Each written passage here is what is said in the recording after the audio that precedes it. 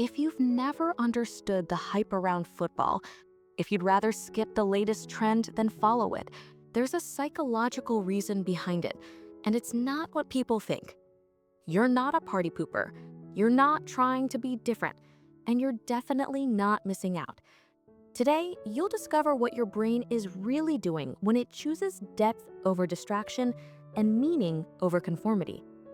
Understanding this trait can change how you see yourself, your relationships, and even your daily choices. Because when you stop apologizing for not caring about what everyone else cares about, you unlock a level of self-awareness that most people never reach. So if this sounds like you, keep watching. This video will explain everything. In psychology, disinterest in sports and trends is often linked to three core factors: intrinsic motivation, low external validation needs, and higher cognitive variety seeking. People who don't follow mainstream entertainment aren't rejecting connection. They're wired to find fulfillment differently. Their reward systems activate through personal progress, learning, and novelty, not through shared emotional experiences or social conformity. This isn't about being contrarian. It's about having a fundamentally different dopamine pathway. And once you understand it, everything starts to make sense. So where does this preference come from? There are four main psychological roots. First, intrinsic motivation dominance. Research by psychologists Edward Deci and Richard Ryan shows that intrinsically motivated people derive satisfaction from the activity itself, not from external rewards like social acceptance or group excitement. Watching sports doesn't trigger their reward system because the achievement isn't theirs. Second, low external validation needs. These individuals don't depend on collective excitement to feel fulfilled. They're not waiting for external approval to validate their choices, which makes them naturally resistant to following trends just because everyone else is doing it. Third, high cognitive variety seeking.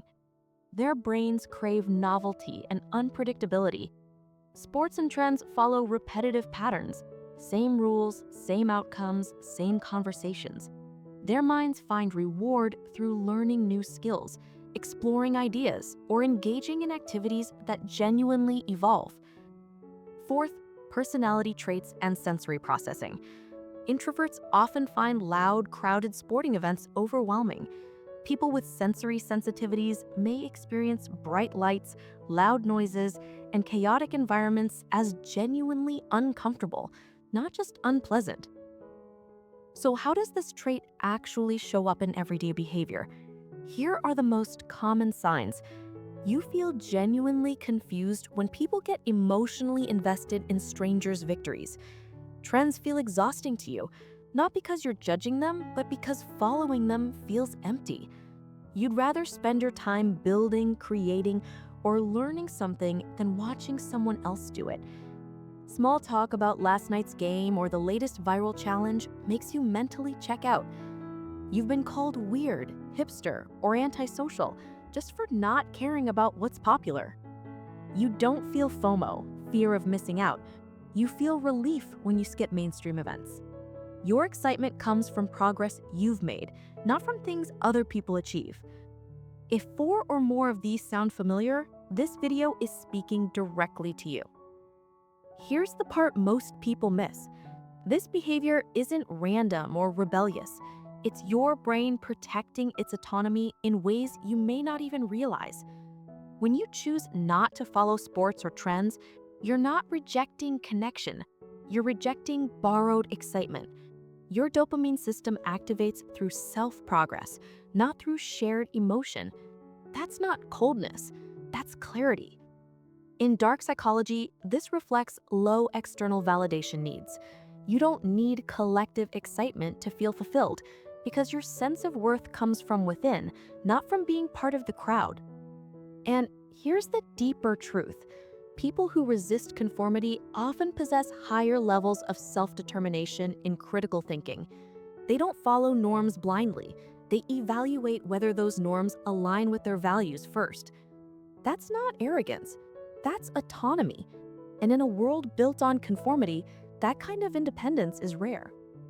If this video resonated with you, go ahead and hit the like button, subscribe, and turn on notifications. And if you know someone who needs to hear this, share it with them. Content like this only reaches more people with your help. Let's talk about what this trait gives you, because it's more powerful than most people realize. You're deeply self-directed. You don't wait for permission or validation to pursue what matters to you. You're a critical thinker. You question norms instead of accepting them blindly, which leads to more conscious choices. You're intrinsically fulfilled. Your happiness doesn't depend on group approval, which makes you emotionally resilient. You're innovative and creative. Nonconformists are often catalysts for change because they challenge outdated patterns. You're authentic. You don't perform or pretend to care about things that don't genuinely interest you. These aren't small things. These are the traits of people who live consciously, authentically, and on their own terms. But like any trait, this one has its shadows. The challenge is that society often perceives nonconformity as a threat. People fear what they don't understand, and when you don't follow the same patterns, you can face criticism, ostracism, or even discrimination. There's also the risk of isolation, not because you're antisocial, but because shared cultural experiences create social bonds. When you don't participate in those rituals, connection can require more effort.